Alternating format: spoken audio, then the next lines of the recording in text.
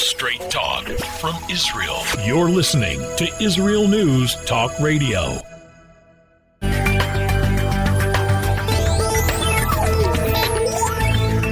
Welcome to the Science of Kabbalah with your hosts, Rabbi Yitzchak Michelson and William Hall, here on Israel News Talk Radio.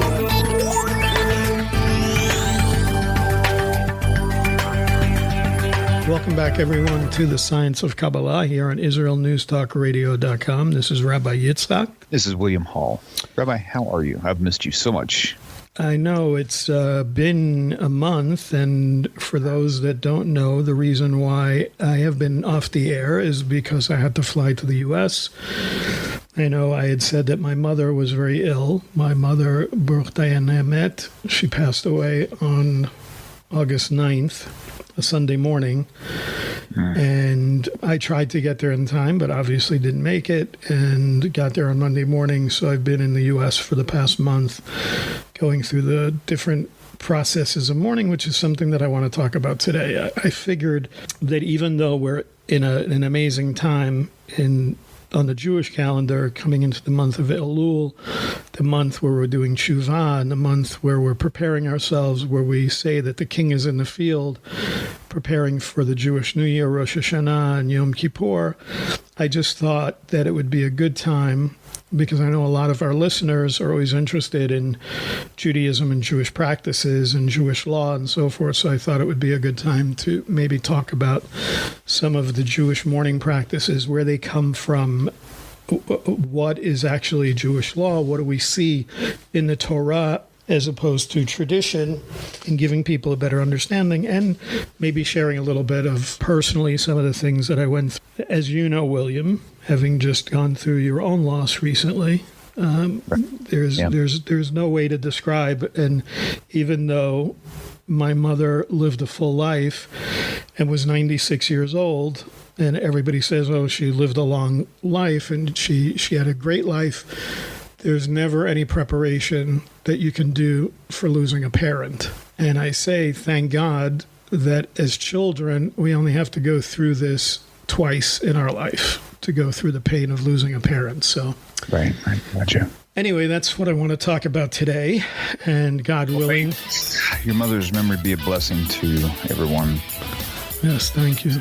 So, God willing, when we get back into the thick of things next week, we can start talking about things like Elul, preparing for Rosh Hashanah, preparing ourselves spiritually for the new year and for Yom Kippur, and then for Sukkot.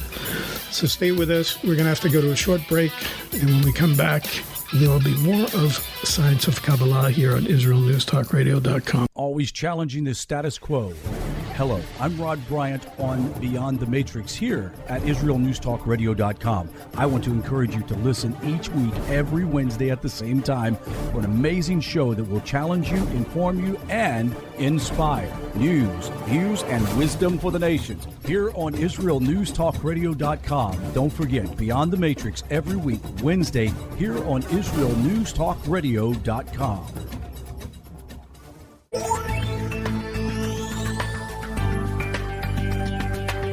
Welcome back to Science of Kabbalah with Rabbi Yitzchak Michelson and William Hall, here on Israel News Talk Radio. Welcome back to the Science of Kabbalah here on Israel News Talk Radio. Once again, William Hall with Rabbi Yitzchak Michelson, who just recently has gone through the loss of a parent, and likewise here about what is this month? This is September. Mm-hmm. Well, it's actually been 9 months already. It seems like it was just yesterday. But it's definitely a tough moment, tough season to go through for sure. And I think it's good for you to be discussing your topic for today, because regarding the loss of my father, I don't even have the slightest clue on how a person is supposed to respond or to what you're supposed to do. And I know there are things, that are prescribed. So I'm looking forward to hearing what you're talking about today. Now, so the interesting thing for me was, and I think I mentioned this to you off air, was that being the season that we're in, and when I say season, I'm not even talking about Elul and this season of coming into the High Holy Days, but I'm talking about what everybody's dealing with COVID-19. with this pandemic is that it has kind of thrown a wrench into a lot of things. And we know that synagogues, for instance, are having a problem having minyanim, having, the quorum of 10 men coming together in order to pray, which affects going through mourning as well, because we have the Kaddish, which is one of the mourner's prayers that can only be said in a minyan. So that has its own problems. But we have different statuses in Judaism when you enter into the process of mourning. And the first one is where somebody is called an onen. And an onen comes from the idea of aninut. And aninut is this first stage. It's the most extreme stage. It's when you first hear. It's when you get that phone call or you're contacted to be told that you had a death in the family, and certain differences with a parent as opposed to, let's say, a brother or sister or another close relative. So the stage of aninut comes with its own issues: anger, denial, disbelief. Certainly when you lose somebody that's young, that more of those things going to come into the mix. And certainly with what people are going through with COVID, that not so much with me, because like I said, my mother, thank God, was 96 years old and lived a full life. And she was happy to move on. She was at a point in her life where she felt like she had lived her life. And in the last days, when she was still able to speak, she made it very clear to me that she was very happy to be at peace, and for her, being at peace was going to be with her Creator. So we have that first stage. Now, why does it kind of throw a wrench in? Because the concept of the onen, and aninut, and onen, excuse me, is a person who's involved in preparing for the funeral. But normally what ends up happening is, in Judaism, we try to do the burial as quickly as possible. We try to do the burial within one day. Sometimes here in Israel, if, God forbid, when somebody passes away early in the day, sometimes that person is even buried the same day in Israel. But usually no more than the next day. And COVID, even though we have a lot of cases of COVID here in Israel, for the most part, when I've seen there being deaths in the past several months, I've still seen where people have been able to be buried, within a day or so, whereas that was not the case in the U.S. So it raised a big halachic question, because I a little bit knowledgeable about the laws of mourning, and I called my rabbi to ask him a question, and then he had to call a very big rabbi here in Israel to get the question answered as to how long I would be in the state of an onen, because typically what ends up happening is the minute that you have the funeral, where there's the burial, you then enter into the next stage of mourning, which most people are familiar with. At least most people have heard of the concept of Shiva, or sitting Shiva, the 7-day period of mourning that takes place after you lose a loved one. But because of COVID, like I said, it threw a wrench into things, because if you don't have a burial right away, then how long do you remain an onen? And that has implications in halakha, for instance, because typically when you're an onen, you don't put tefillin on in the morning when you're praying shacharit, when you're praying the morning prayers in the morning, and that usually only lasts a day or so. Of course, there's always a situation where there are delays, and there are answers for that in halakha, and typically a delay might be, for instance, in a normal situation where here I am living in Israel, if it was under a normal circumstance, they would delay the burial to allow people to come in from out of town, but usually that's only a few days. So that was the first issue that came up.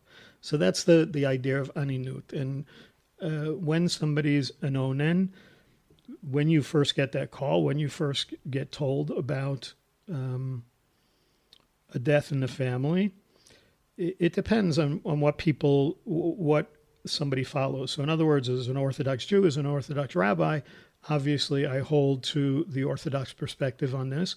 And so when I received the call, I was actually preparing to fly to the U.S. I was out running errands, getting last minute things because I was flying that night, Sunday night. It was already Sunday about, I want to say, just about 12:30, just after noon. And I was at the post office going in to change money because the money changer was closed. So I was going in to change shekels into dollars. So I'd have a few dollars in my pocket when my phone rang and my sister informed me that our mother had passed away. So immediately what happened was, after the initial shock and the beginning of grieving with tears, when that subsided and when I hung up with my sister, and she already knew that I would be flying in that night and arriving on Monday morning, I immediately did what's called kriya. And kriya is the rending of the garments that's performed. So I stood up. It's something that I'll go into maybe when we come back from the break, go into a little bit more in detail about these things. But the kriya, that verb, kof resh ayin, is the idea of tearing. It's the verb to tear, and it's where we get this concept of the rending of the garments. We see that in several verses in the Torah that talk about rending the garments when somebody would be informed of a death. And so the amazing thing is, for me, not that there's anything amazing about losing my mother, but the amazing thing for me is always how people respond here in Israel.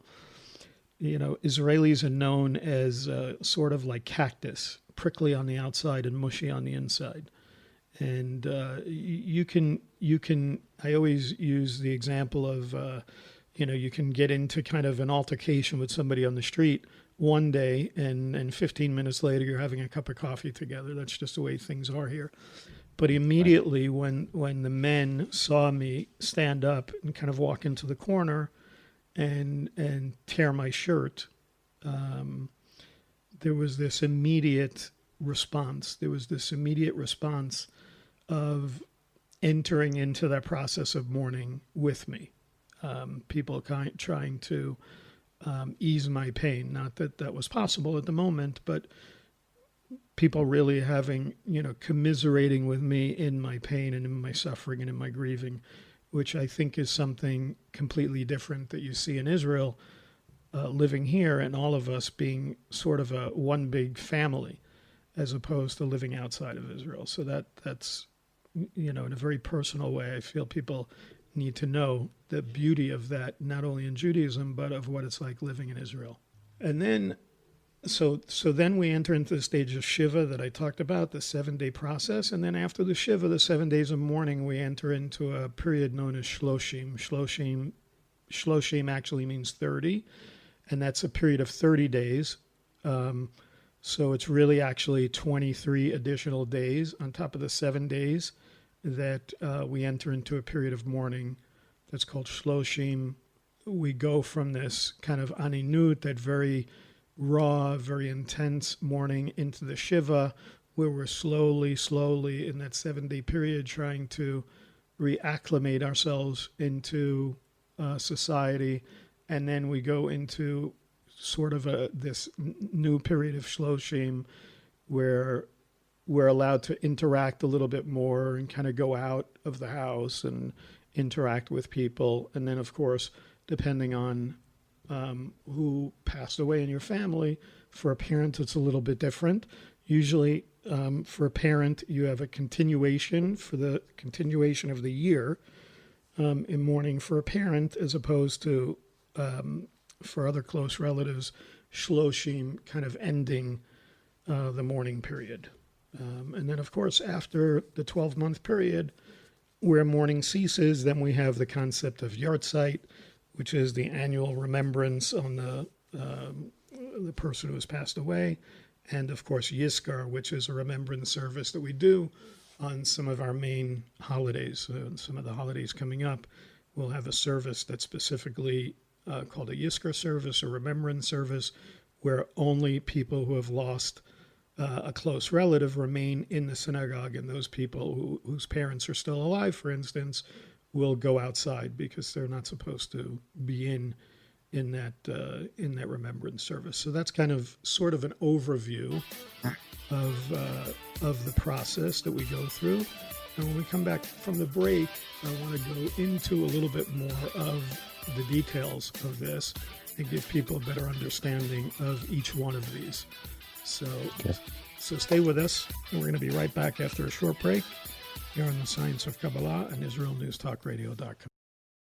Shalom, everybody. Making a difference often takes just one moment and one person at a time.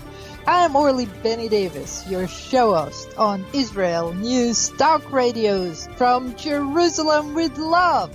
You'll be hearing people talking about politics, religion, social issues, and making a better tomorrow. Join me, Orly Benny Davis, for God and Country. From Jerusalem with love. Wednesdays on Israel News Talk Radio.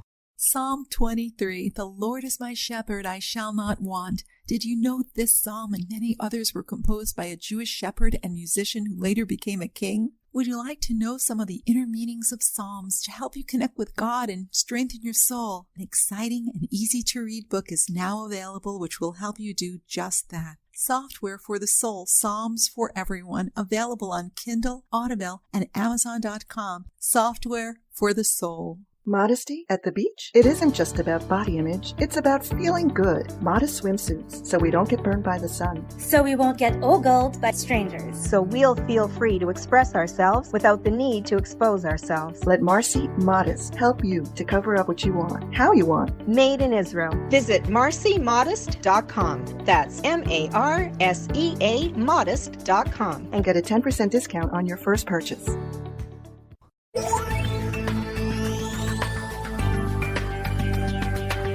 Welcome back to Science of Kabbalah with Rabbi Yitzchak Michelson and William Hall here on Israel News Talk Radio. Welcome back, everybody. You already know you're tuning in to Rabbi Yitzchak and I on this awesome channel, Israel News Talk Radio. So this our topic this week is definitely one that doesn't bring excitement, but it's important to know for sure. And so far, you've kind of discussed and touched base on the five main parts of the mourning process. And one question that I'd asked you in an off-recorded time I'd like you to bring up is the things that you're not allowed to do during Shiva, or even the other times, during the Sloshim, Yartzeit. Well, Yartzeit's not the thing. Right. That's in the Yartzeit. That's just a remembrance of the death. Right. Right. The yearly. And so that's a yearly thing. Okay, so basically there's three main parts of the actual mourning process then, right? Well, there's Ananut, which is the initial, there's Shiva, there's Sloshim, and then there's, if it's a parent, a mother or father, then you're talking about a year long. So if it's mother or father, then you're talking about four periods. So I think the main question you asked about was really related to the idea of Torah. You had asked me a question about teaching because I had mentioned that one of the things that I wasn't able to do. You asked me what my plans are now that I'm back in Israel, and what my days are like, so forth. So I said I really have to catch up on my learning because during Shiva, during the 7-day period, you're not allowed to learn. And why is that? It's because Torah is considered an adornment, and because it's considered an adornment, it's not something, we don't do anything that's going to bring us pleasure at the time. We're really supposed to be focusing on the neshama, the soul of the departed. One of the things, and it's important to note that part of the process of mourning is not only for us to recognize the sovereignty of Hashem, the sovereignty of the Creator, but it's also to show great respect for the soul that's departed as well. So in some of these processes, like for instance, when you're talking about the immediate death, like immediately after death, we see in Genesis chapter 46:4 that it says Yaakov is promised that when he dies, that the hands of Yosef shall close his eyes. That's what he asks for. And so we see that there's a process that takes place according to the Torah where we have, through some of these things, through Jewish law and through the Torah, the institution of a body that's called Chevra Kaddisha.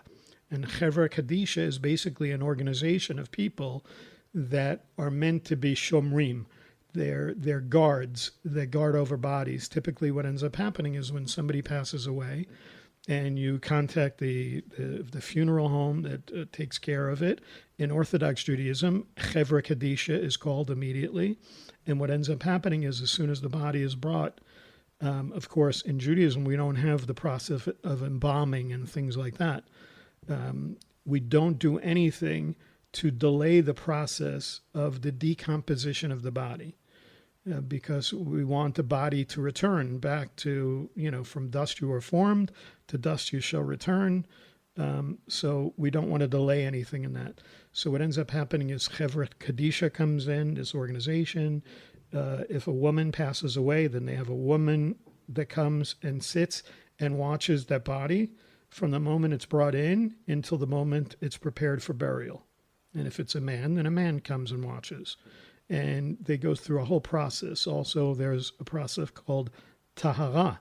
Tahara, if you've ever heard the word tahor, which is purity, tahara is the process of washing the body. Somebody from the Chevra Kaddisha now takes very carefully and prepares the body, purifying the body totally by washing it down and preparing it for burial. So you have this like very... while it's an intense time for the mourner, it's very important to note that Judaism puts as much emphasis on the person who's mourning. There's as much, if not more, emphasis on the respect shown to both the body and to the neshama, to the soul that's passed on. Okay. So...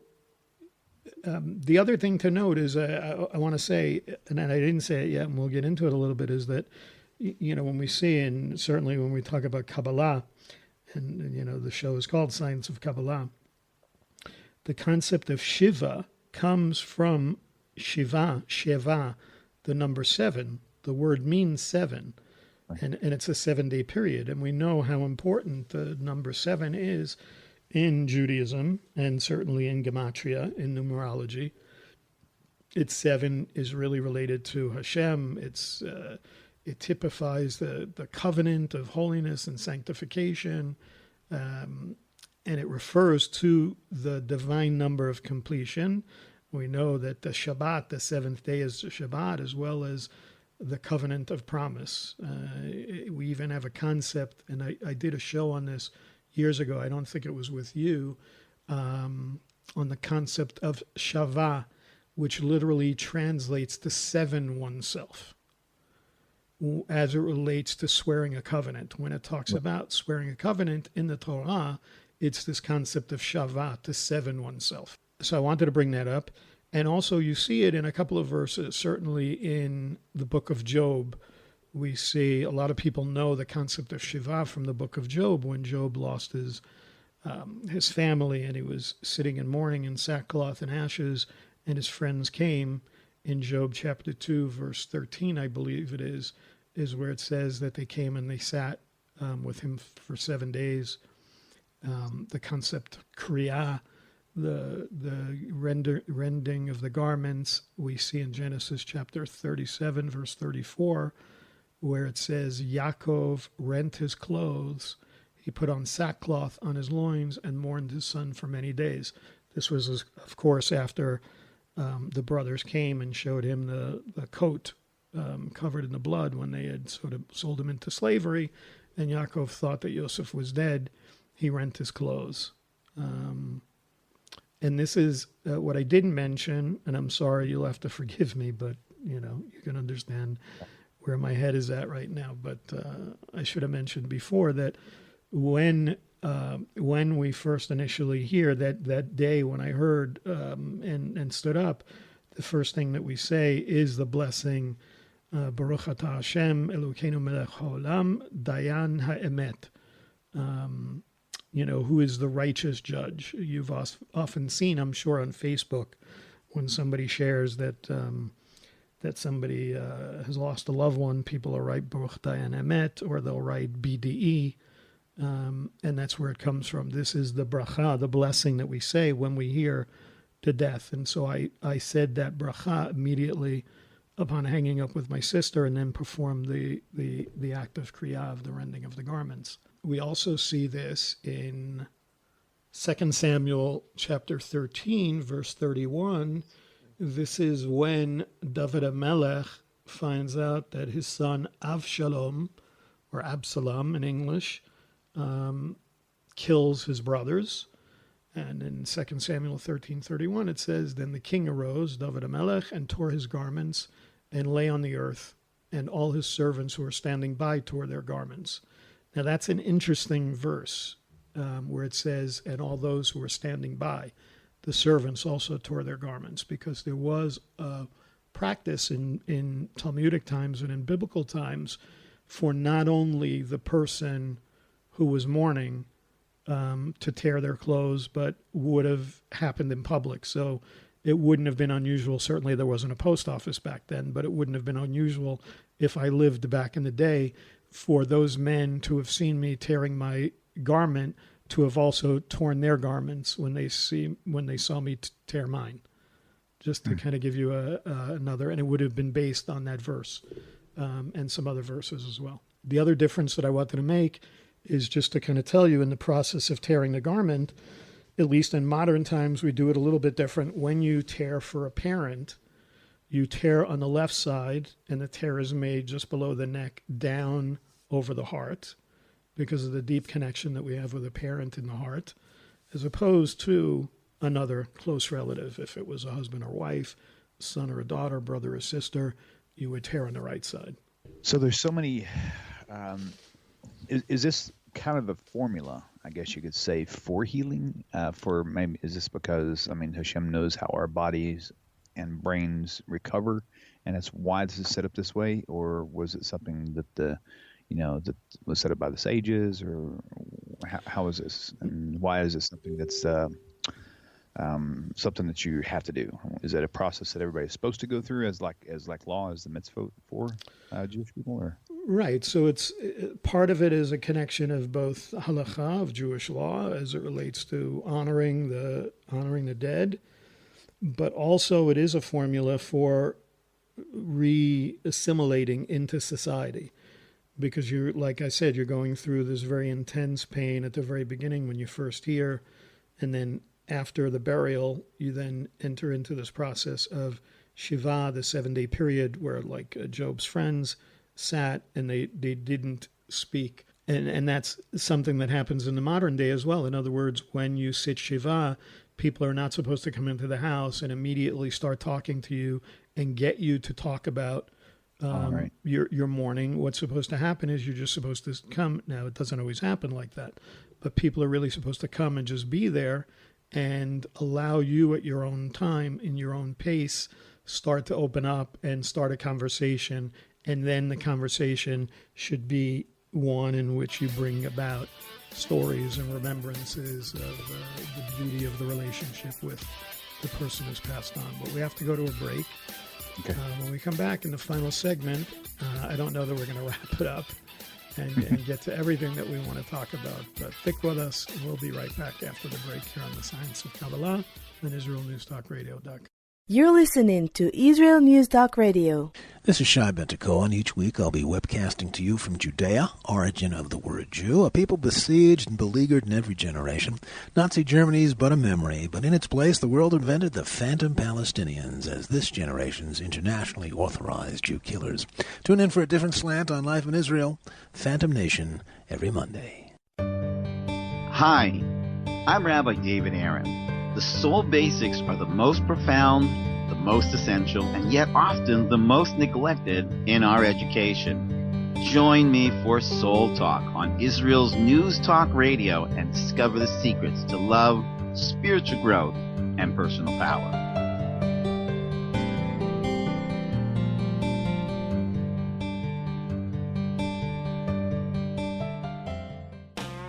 How did a nice Jewish girl from Delaware end up living in Israel? Shalom, I'm Natalie Sapinski. Join me on my show, Returning Home. Meet different people who have moved to Israel. Hear their personal stories, their highs, their lows, and everything in between. Each week, we talk to experts on immigration and the process of moving to Israel. Listen to Returning Home every Thursday, only on Israel News Talk Radio.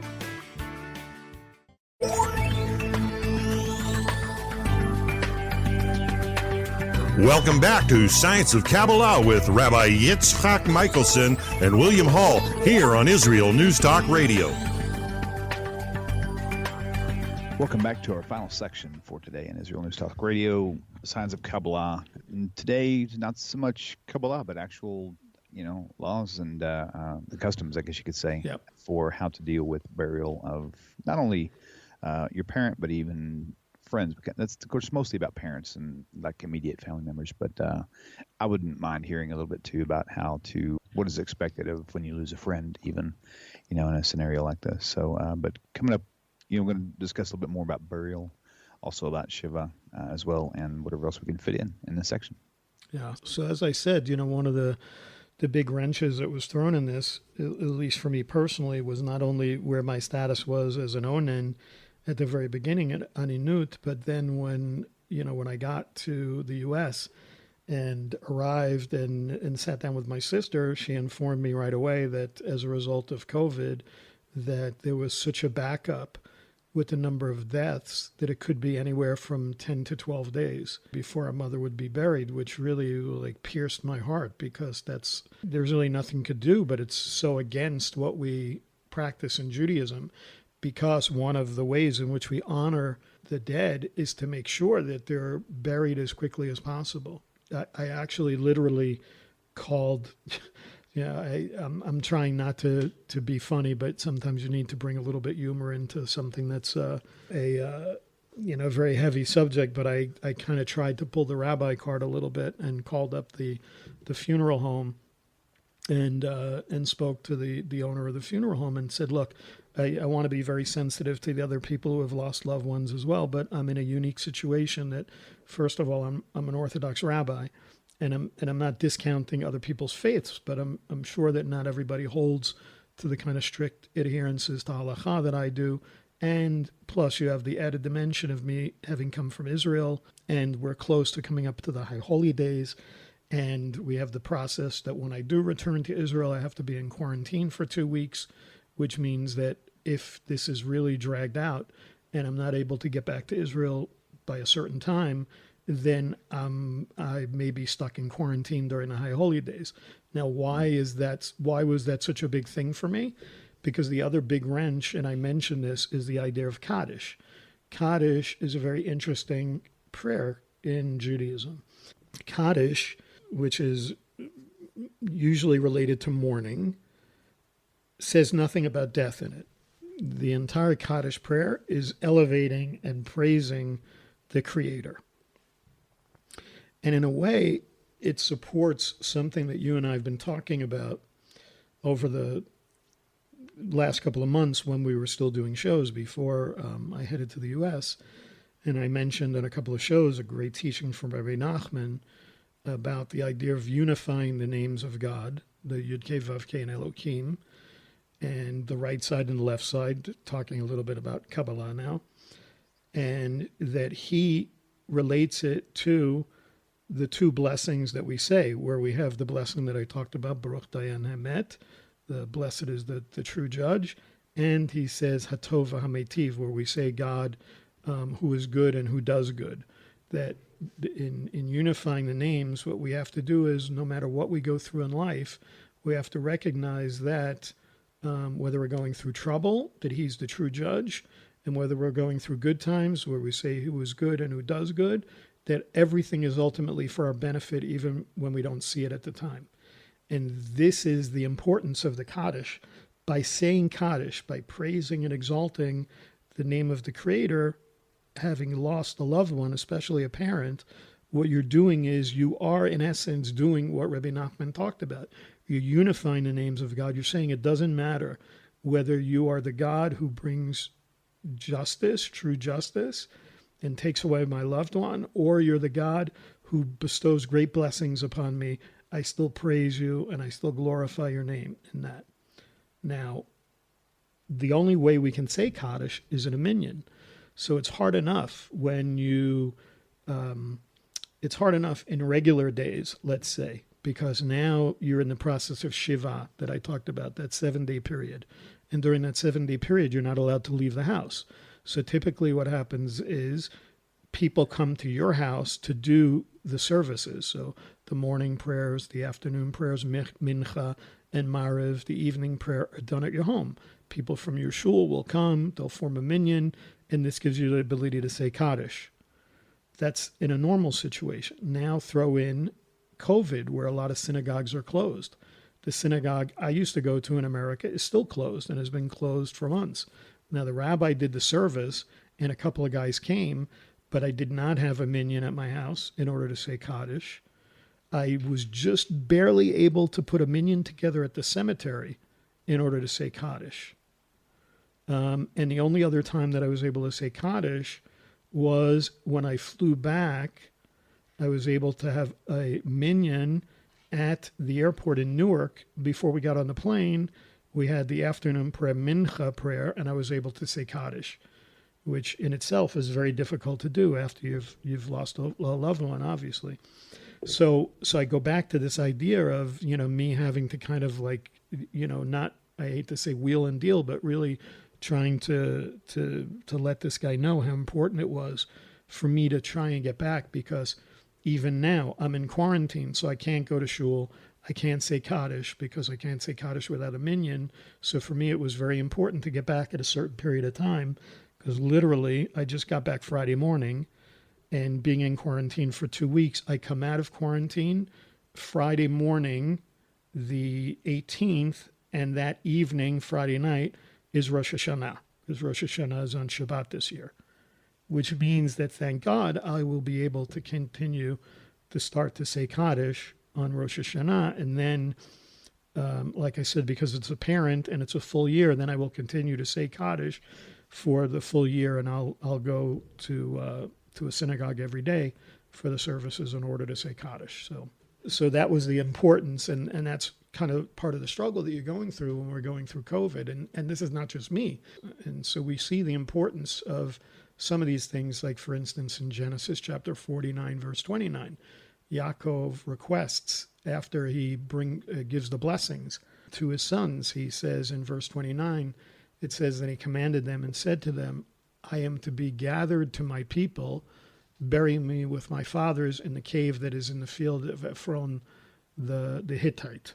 We see this concept of burial and burial being done quickly in several verses. We see it, Avram with Sarah in Genesis 23 and Rachel in Genesis 35:19, that there was kind of there was an emphasis being put on having them being buried as quickly as possible. And then there's the famous verses in Deuteronomy chapter 21, verse 22 and 23, as a continuation of the different laws that Hashem is giving to the Jewish people when they're getting ready to come into the land of Israel, where he says in verse 22, and if a man has committed a crime punishable by death, and he's put to death, and you hang him on a tree, his body shall not remain all night on the tree, but you shall bury him the same day, for a hanged man is cursed by Hashem.